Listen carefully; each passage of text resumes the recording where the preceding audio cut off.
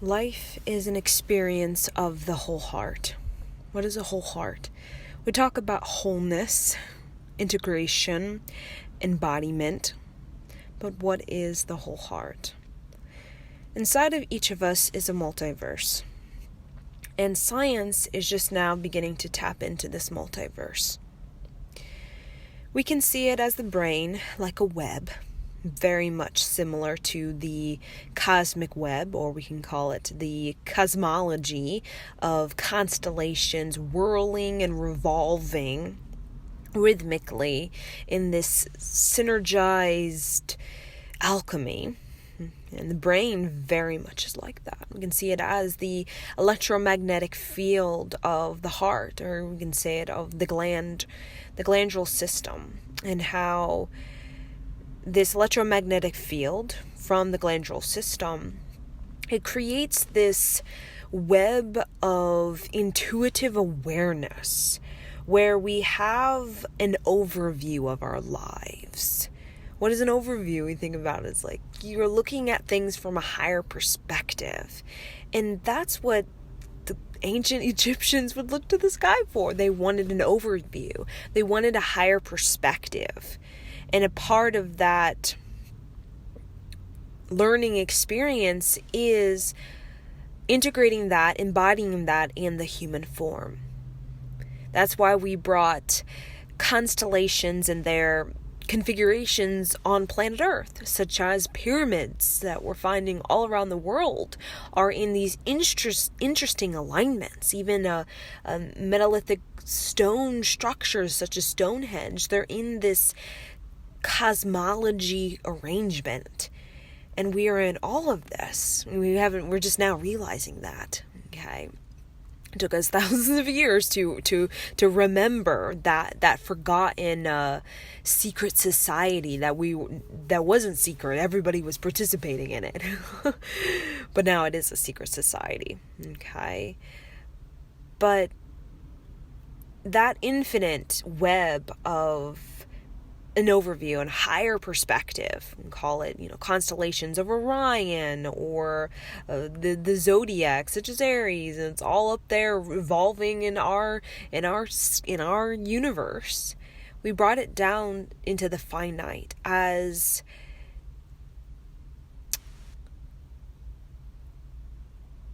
an example of human destiny. We are very much in mere reflection of the universe. And when we begin to vibrate the cosmos from that place of connectivity, we begin to recognize our whole heart. Our whole heart is a version of ourselves that is very sovereign, is very responsible, is very self-trusting. That's when we say any web of higher perspective we have, either through the glandular system or either through the brain matter, it is through intuitive awareness that we tap into that. And that has a level of self-trust. And self-trust for mankind is a determination. Okay, we have much resistance on this planet. That's a part of the test of coming to Earth. Just like any study, there's always resistance. There's always determination required, and a part of our determination is self-trust. Any great poet or athlete or teacher, visionary, there's a level of determination. I am determined to trust myself.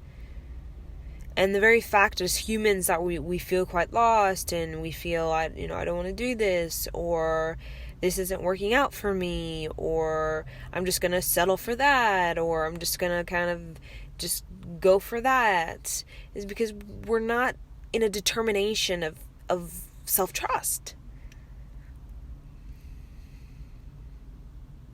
And determination is a routine, because we're habitual. We're the evolution of our animal self. We're the human self, that emotional being, and a part of our foundation. Okay, like the basement of our lives, the roots of our being is we're animals. So we have a habitual cyclical nature to us, just like the seasons, just like you see animals that are kind of just doing the same thing every day. And a part of determination is routine, is setting a routine that gives us a deeper self-trust. And that's how we as human navigate into, we call that more angelic frequency, or that visionary, that breakthrough. Either, it's an athlete, or it's Da Vinci, or Nikola Tesla, or Albert Einstein. Whatever, it is a breakthrough. It is an insight. It is a moment of clarity. It is a moment of bliss, a moment of ecstasy. There's so many words are kind of summing up the same thing. Is when we have so much self-trust in ourselves that we evolve beyond the emotions bound to our habitual patterns, okay, of our environment, of our circumstance, and we reach a sense of breakthrough. And in that breakthrough, there's always this quantum leap. That's what it is for human to evolve beyond the distrust in self. Because one of the great human dilemmas, we could say, okay, the program dilemma is distrust. We don't trust ourselves. We don't trust other people. We don't trust our parents. We don't trust the universe. We don't trust you call it spirit guides. We don't trust our job. We don't trust our... And a part of that great breakthrough where we can get into that clean mind, that clarity, that innocence, that possibility, that infinite that's open to us, available, we can access it here and now, that creative solution, that creative propulsion that keeps us going, is self-trust. It brings the human into that visionary part of ourselves, what we call the overview. So any quantum leap, it's a fuel. You need a fuel to get really anywhere. You need energy. And determination for humankind has always been evolution. It's the same thing. Evolution and determination, they are in a partnership. And we see this countless times again and again. There's a nudge, there's a push, there's a yearning, there's a calling. Either it's for a political balance, or for religious balance, or for cultural balance, okay, or for a racial balance. And it's always been that determination. It's always been that self-trust. And any great... Even when we think about Martin Luther King Jr., even when we think about Abraham Lincoln, when we think about people who really moved and shook the planet, okay? Da Vinci or Pablo Picasso, okay? These are just a few of so many alchemists on this planet. And a part of how they were able to move and shake this planet is they had such tremendous trust in themselves. Trust in their decisions. Trust in what they're doing, what they're saying. And a part of that self-trust gives us that ability to go into our expansion, knowing that it's going to be challenging, because expansion is evolution. It's always kind of what we call a crisis. It's always a crisis. It's always a crisis. Either we're trying to get into space and the crisis is it's not working, things are failing, people are dying because we're not smart enough, but we got to get smarter so that we can get the spaceship into space instead of blowing up in the atmosphere. There's always a crisis, always. Even any revolution throughout time, politically, religiously, economically, there's always been this crisis, always. But the ones who you handle it, you steady themselves, like Martin Luther King, that pressure of resistance during his time was tremendous. Crisis was everywhere. Okay, going, into jail, death threats, all this kind of crisis. But the self-trust is how we are able to sustain ourselves, to sustain a level of visionary quality. And those people who don't trust themselves usually don't have a determination. It's a weakness. Distrust is a weakness. So we think, paranoia or a fear of this and anxiety with that is kind of just, it comes with the human territory. That's a part of the resistance. Okay, anxieties or paranoias or fears is a part of the resistance.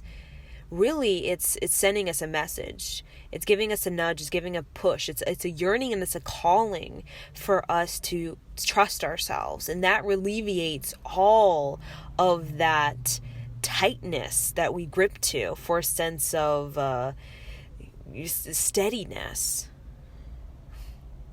When ultimately creative solution, like an alchemy, okay, is revolving, like the cosmos, cosmology, constellations, and the seasons, the cyclical nature of the woman's moon cycle is revolving. Revolving is a determination. It is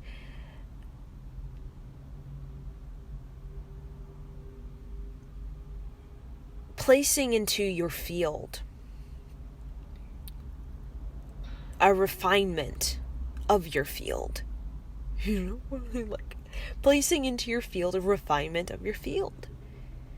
And it's not necessarily doing it through mantras or through yoga all the time. You're seeing people expanding their capability, and it's because they are putting into their field refined electromagnetic field. So when we get into that determination, I need to refine myself. I need to fine-tune myself. Never are we an instrument that's just out of a wanky, playing wanky tunes. And then kind of the cause and effect of playing wanky tunes is our life doesn't resonate quite right. Relationships don't resonate quite right. Our jobs don't resonate quite right. Because it's kind of like the amphitheater. If you are broadcasting from your instrument, you're like a cello, and it's wanky, you haven't refined it, you haven't fine-tuned it, what's going to vibrate out all around you in that amphitheater, okay, amplifying your sound current is going to be wanky, out of rhythm sound, resonance. So when we get into refinement, it's like a constant. When any celloist, you do it daily. You refine the instrument daily. Okay, like particularly like a strings instrument. It's something that, or you have to refine your practicing skills so that your practice can get more constructive, so that you can have more fluidity. You can have more what we call revolution, where you're revolving, so that you're playing, even if it's the same song you're playing forever, okay, again and again. Revolution is creating a refinement. It's sounding more melodic. It's sounding more dynamic. Okay, and that's a part of why we practice the same song again and again and again, because we want to get more dynamic. We want to have a wider range. We want to create a well-roundedness to that same song. So that same song from day 1 to day 40 is completely expansive in the way it has dynamic range and depth and mystery and personality and character. So any great celloist has character, okay? Character because the practice, the determination, they got so in self-trust they can do it with their eyes closed. And it would be completely dynamic, completely unique, with so much character and personality, and we're in awe. And when the theater broadcasts that out into the whole field of that theater, it is what we call godly, okay? What we call holy, or what we call human higher potential, or the universe coming into human and showing humans the greatness of human potential. And it's all there within a single person or within a single orchestra or symphony. And it's through that practice, it's the same as determination. That practice of self-trusting. You do it again, you get more dynamic, you get more melodic, you get more rhythmic, you have more creative solutions.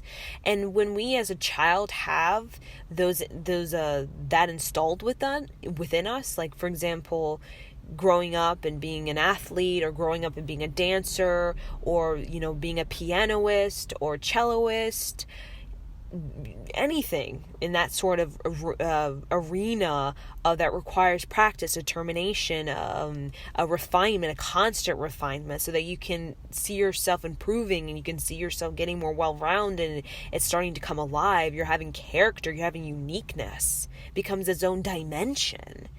Any kid that has that, usually in adulthood, they're set up to have some sort of understanding or creative solution. So when they go out there, these young kids who've had dance or piano, or they were even the lacrosse player or the hockey player, usually in adult lives they have usually more expanded understanding than the children who just kind of were set up like furniture, and you just kind of sit and there's no sort of productivity or structure or discipline. It's kind of like free for all, and you just got to do it. You go to school, come home, and just kind of watch TV.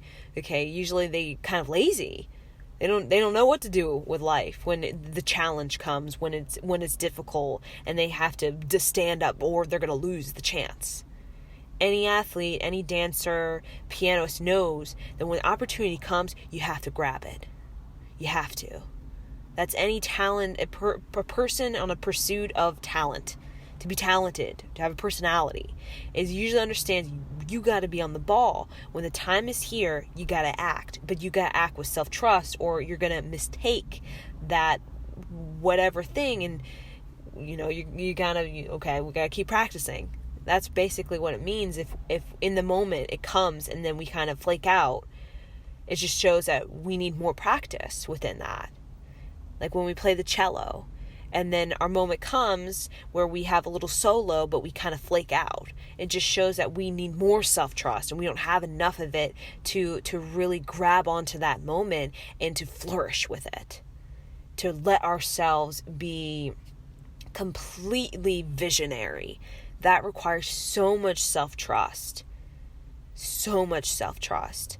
And the fuel, the propulsion for that is a level of determination. So when we think about expansion of our, of our jobs, or relationships, or geographic region, or education, or knowledge, pursuing something that is a new frontier, meaning new frontier, I see it as sailboat coming from the Atlantic, or you could say Europe, Spain to North America. It's like a new frontier. We don't know what we're doing, but we have self-trust that we're going to find our way. We're going to find the Indian Ocean. But they don't.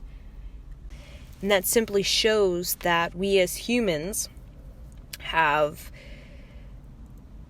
a pioneership that brings us into the new frontier, but acquires self-trust through determination.